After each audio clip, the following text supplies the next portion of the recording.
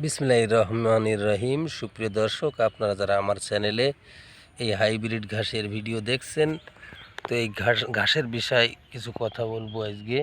এই হাইব্রিড ঘাস চাষের প্রথম ধাপ জমি প্রস্তুত করা, সুন্দরভাবে জমিটা চাষ করে মাটি গুঁড়ো গুঁড়ো করে এই ঘাস চাষ করতে হয়।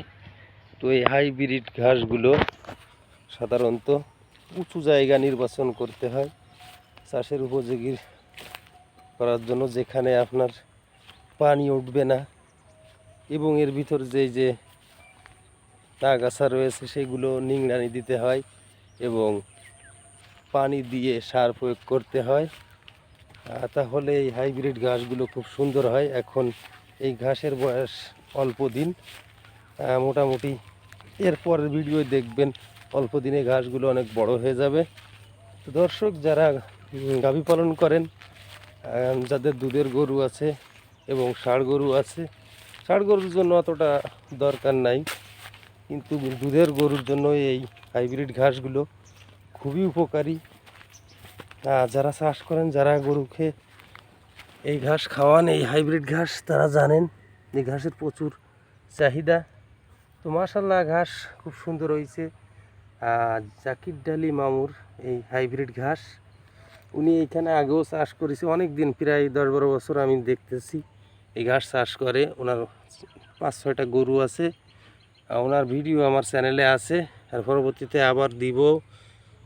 দর্শক, হাইব্রিড ঘাস রোপণের সুবিধা কি কি সেটা বলতে গেলে, এটা রোপণ করলে আপনার গরুর ঘাসের চাহিদা মেটাতে পারবেন এবং দুধ বাড়বে। এই ঘাসটা সবুজ ঘাস হাইব্রিড। এই ঘাসটা একবার রোপণ করলে অল্প দিনের ভিতরে এই ঘাসটা আপনি আপনার গরুকে খাওয়াতে পারবেন। মাশাআল্লাহ, আবার পুনরায় জমি চাষ দিয়ে এই ঘাস রোপণ করতে পারবেন। তো এখন এই ঘাসটার বয়স অল্প বলে বেশি সুন্দর দেখাচ্ছে না, আর 20 থেকে 25 দিন পরে এই ঘাস গরুকে খাওয়ানোর উপযোগী হয়ে যাবে মোটামুটি। তো সেই আলোকে বলতে চাই, যারা অল্প দিনে ঘাস গাভীকে খাওয়াতে চাচ্ছেন, তারা 1 কেজির প্যাকেট আছে এই হাইব্রিড ঘাস বাজারে বিক্রয় হয়। বীজ বিভিন্ন কোম্পানির আছে, জাম্বু হাইব্রিড ঘাসের বীজ আছে কেজির প্যাকেট, অন্যান্য জার্মান বীজ আছে, জার্মান ঘাসের হাইব্রিড বীজ। তো বাজার থেকে আপনারা কিনবেন আশা করি। কেনার পর জমি প্রস্তুত করে হাইব্রিড ঘাস বপন করবেন এবং আপনার গরুগুলো সুস্থ রাখবেন এই ঘাস খাওয়ায়।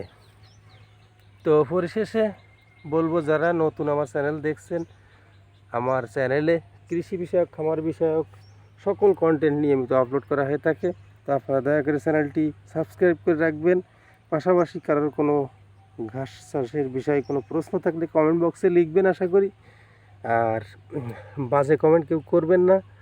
আর ভিডিও যদি ভালো না লাগে, আপনাদের দেখার দরকার নাই, লাইক কমেন্ট শেয়ার করার দরকার নাই, চ্যানেল সাবস্ক্রাইব করার দরকার নাই। ভালো লাগলে অবশ্যই সঙ্গে থাকবেন, যাতে পরবর্তী ভিডিও ছাড়ার পরে আপনার নোটিফিকেশনে আমার মেসেজ চলে যায়। তো সেই প্রত্যাশায় সবাই ভালো থাকবেন, আর